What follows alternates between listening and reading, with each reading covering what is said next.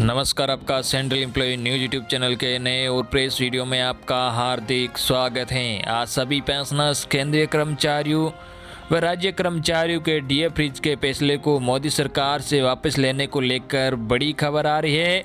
वही पेंशनर्स की पेंशन में बढ़ोतरी सहित राज्य कर्मचारियों के बोनस को लेकर भी गुड न्यूज है। साथ ही कर्मचारियों पेंशनर्स से जुड़ी अन्य भी बड़ी खबर आई है जो आपको इस वीडियो में देखने को मिलेगी।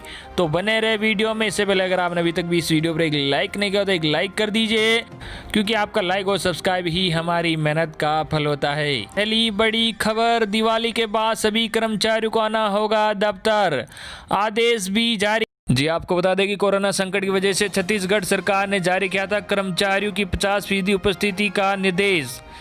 जानिए इस पूरी खबर को। प्रदेश के सभी कर्मचारियों को अब दिवाली के बाद दफ्तर में उपस्थिति देनी होगी। सरकार ने कोरोना संकट की वजह से कर्मचारियों को 50% उपस्थिति का निर्देश जारी किया था।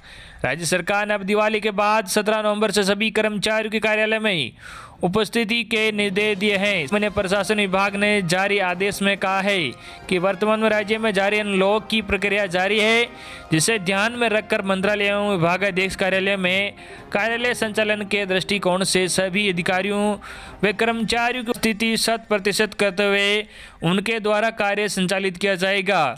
उक्त व्यवस्था दिनांक 17 नवंबर से प्रभावशील होगी। राज्य सरकार ने कोरोना के मद्देनजर कुछ निर्देश भी कर्मचारियों को दिए हैं। जी आपको बता दें कि आदेश में कहा गया है कि कोरोना संक्रमण की रोकथाम के लिए सोशल डिस्टेंसिंग जरूरी है। अधिकारियों कर्मचारियों को आगाह किया है कि यथासंभव निजी वाहनों से ही कार्यालय आए, क्योंकि बस से सोशल डिस्टेंसिंग बनाए रखना व्यवहारिक नहीं हो पाएगा। अतः उल्लेख किया जाता है कि यथासंभव अधिकारी कर्मचारी निजी वाहनों से कार्यालय पहुंच। अगली बड़ी खबर, गुजरात सरकार ने दिवाली के पहले कर्मचारियों पेंशनर्स को दिया तोहफा, क्या बड़ा ऐलान। जी आपको बता दें कि त्योहार के पहले गुजरात सरकार ने राज्य के सरकारी कर्मचारियों व पेंशन धारकों को बड़ी राहत दी है। गुजरात सरकार ने शुक्रवार को राज्य के सरकारी कर्मचारियों व पेंशनर्स के लिए दिवाली बोनस और महंगाई भत्ते का एक साथ ऐलान कर दिया है। कर्मचारियों को पिछले 3 महीने के महंगाई भत्ते के बकाया एरियर का भुगतान किया जाएगा। क्लास 4 के कर्मचारियों को बोनस देने का भी ऐलान किया गया है। गुजरात सरकार के उप मुख्यमंत्री नितिन पटेल ने सरकार के इस फैसले की जानकारी दी। सभी सरकारी कर्मचारियों को 3 महीने का डीए दिए जाने का ऐलान किया गया है।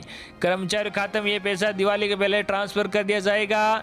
सरकार के इस फैसले का फायदा 9 लाख से अधिक कर्मचारियों और पेंशनर्स को मिलेगा। इस ऐलान से सरकारी खजाने पर लगभग 464 करोड़ रुपए का बोझ पड़ेगा।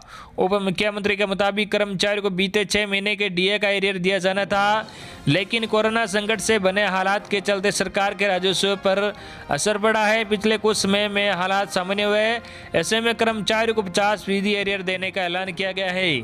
सरकार के इस ऐलान से कर्मचारियों को दिवाली पर काफ़ी राहत मिलेगी।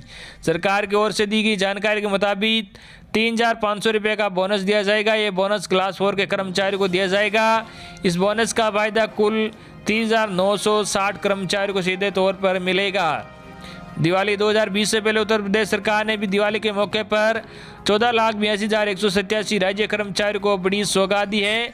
कर्मचारियों को साल 2019-20 के लिए 30 दिनों के वेतन के बराबर बोनस मिलेगा। बोनस के लिए प्रति कर्मचारी 6,908 रुपये की रकम मंजूर हुई है। इसका 75% हिस्सा कर्मचारी भविष्य निधि जीपीएफ खाते में जाएगा, जबकि 25% हिस्सा यानी 1,727 रुपये पेमेंट होगा।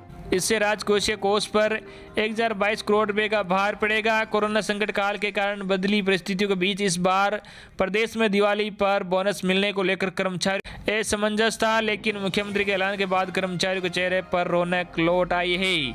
अगली बड़ी खबर, राजस्थान के सरकारी कर्मचारियों को दिवाली का तोहफा मिलेगा, बोनस, स्वैच्छिक होगी वेतन में कटौती।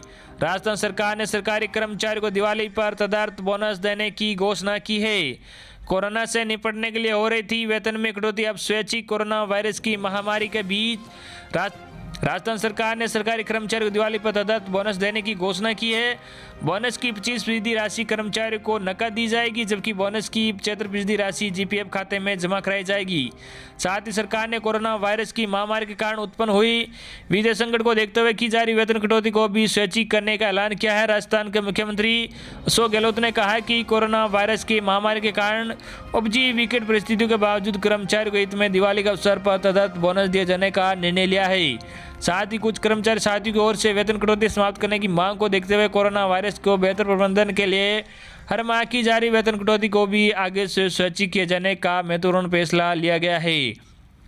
उन्होंने कहा कि कर्मचारियों को बोनस का 25% हिस्सा नकद दिया जाएगा और 75% राशि जीपीएफ खाते में जमा कराई जाएगी। सीएम ने कहा कि 1 जनवरी 2004 और इसके बाद नियुक्त कर्मचारी को देय तदर्थ बोनस राज्य सरकार की ओर से एक अलग योजना तैयार कर उसमें जमा कराया जाएगा। उन्होंने कहा कि प्रदेश के करीब 7,30,000 से अधिक कर्मचारियों को तदर्थ बोनस दिए जाने से राजकोष पर करीब 500 करोड़ रुपये का वित्तीय भार पड़ने की संभावना है। मुख्यमंत्री अशोक गहलोत ने कहा कि पहले भी अकाल, बाढ़, भूकंप, भारी बारिश और भूस्खलन जैसी आपदाओं के समय कर्मचारियों ने आगे बढ़कर स्वेच्छा से वेतन कटौती करवा कर योगदान दिया। ऐसे समय में जनप्रतिनिधियों, स्वयंसेवी संगठनों, भामाशाह, एनजीओ, प्रवासियों समेत सभी लोगों का सहयोग मिलता रहा है।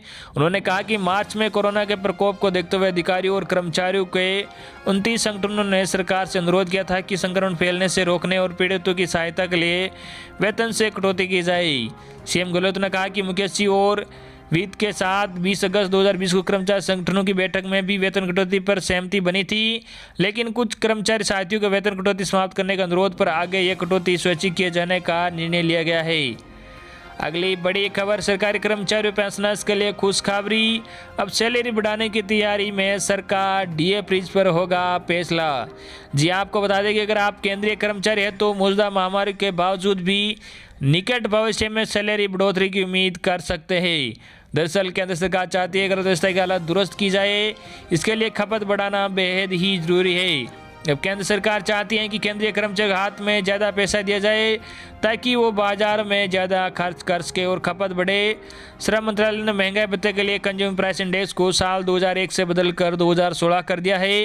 श्रम मंत्रालय द्वारा इस बदलाव का मतलब है कि कर्मचारियों के लिए महंगाई भत्ता कैलकुलेट करने के लिए मौजूदा खपत पैटर्न और महंगाई दर को ध्यान में रखा जाएगा। पहले चिंता जताई जा रही थी कि पहले के इंडेक्स में समय के साथ बदलाव करने की जरूरत है।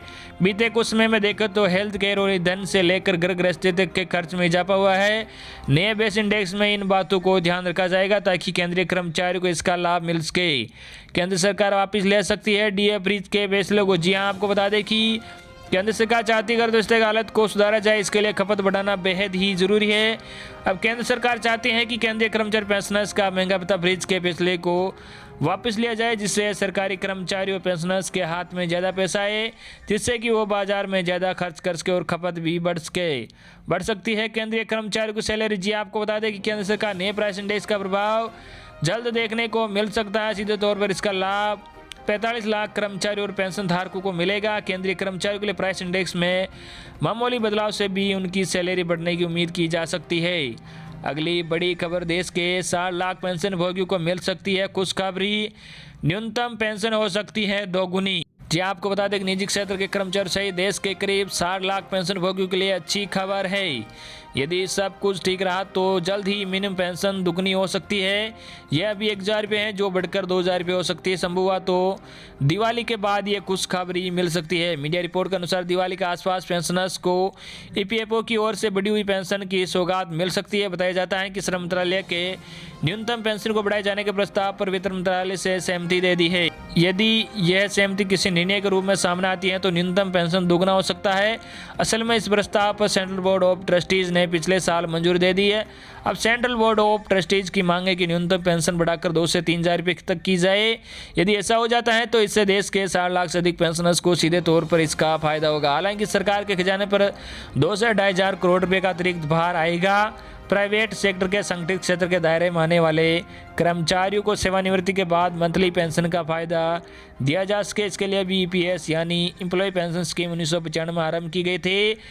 ईपीएफ योजना 1952 के अनुसार कोई भी संस्थान अपने कर्मचारियों के ईपीएफ में होने वाले 12% योगदान में से 8.33% EPS में जमा करता है। जब कर्मचारी 58 साल की आयु पूरी कर ले तब वह कर्मचारी EPS के पैसे से मासिक पेंशन का फायदा प्राप्त कर सकता है। EPFO कर्मचारी भविष्य निधि संगठन के दायरे में जो संगठित क्षेत्र की कंपनियां आती है वह अपने कर्मचारियों को EPF यानी एम्प्लॉय प्रोविडेंट फंड का पूरा लाभ देती हैं। इसका नियम तय है। इसके तहत EPF में नियोक्ता एवं कर्मचारी दोनों की तरफ से एक योगदान तय होता है जो कि कर्मचारी के मूल वेतन में महंगाई भत्ते को जोड़कर बनाया जाता है। ये बेसिक सैलरी प्लस DA का 12% होता है। कंपनी के 12% योगदान की वजह से 8.33% राशि कर्मचारी पेंशन योजना EPS में जाती है। EPS अकाउंट में से पैसे निकालने के भी अपने नियम है।